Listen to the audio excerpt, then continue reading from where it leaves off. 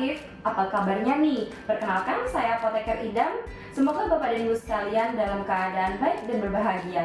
Di masa pandemi ini, daya tahan tubuh merupakan hal yang terpenting dan menjadi perhatian khusus bagi kita semua. Tidak jarang banyak dari kita yang mulai mengkonsumsi berbagai macam multivitamin dan juga obat-obat herbal untuk menunjang daya tahan tubuh kita.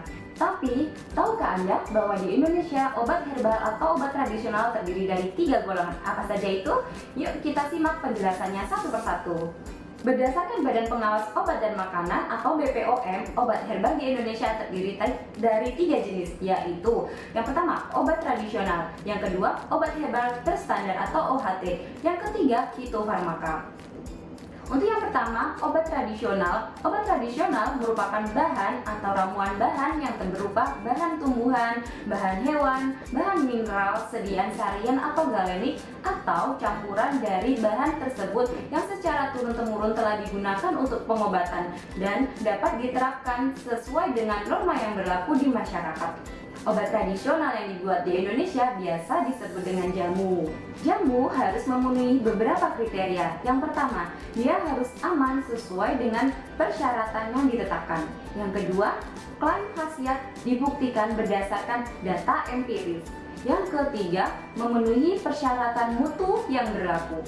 Dan yang keempat, jenis klaim penggunaan harus diawali dengan kata-kata secara tradisional digunakan untuk. Sebagai contoh, secara tradisional batu gin dapat membantu meluruhkan batu ginjal atau batu saluran kemih sehingga melancarkan buang air kecil. Logo jamu berupa ranting daun yang terletak dalam lingkaran berwarna hijau dan ditempatkan pada bagian atas sebelah kiri dari wadah atau pembungkus atau brosur dengan disertai tulisan jamu yang tertulis dengan jelas dan mudah dibaca. Yang kedua, obat herbal terstandar atau OHT. OHT merupakan sediaan obat bahan alam yang telah dibuktikan keamanan dan khasiatnya secara ilmiah dengan uji praklinik atau uji coba pada hewan coba dan bahan bakunya telah distandarisasi. Obat herbal terstandar harus memenuhi beberapa kriteria.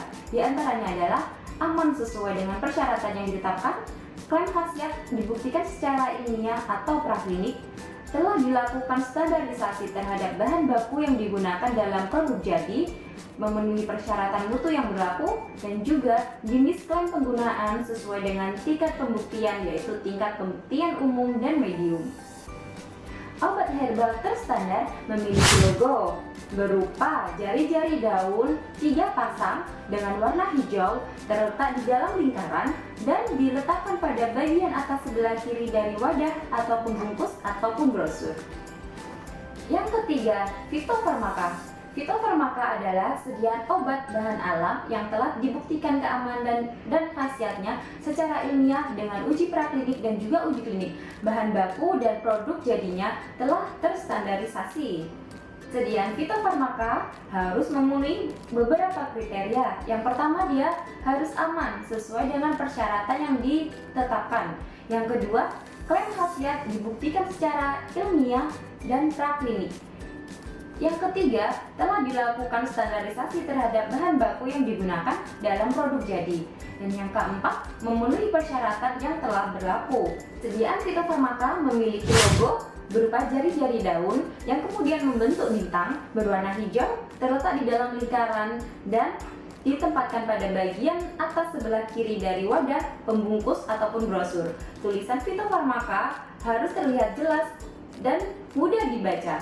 Nah, demikian Sobat Kimia Farma Edukatif beberapa penjelasan mengenai obat-obat herbal yang ada di Indonesia. Mari mulai dari sekarang kita menjadi konsumen yang cerdas dan bijak dalam memilih obat. Tanya obat, tanya apoteker.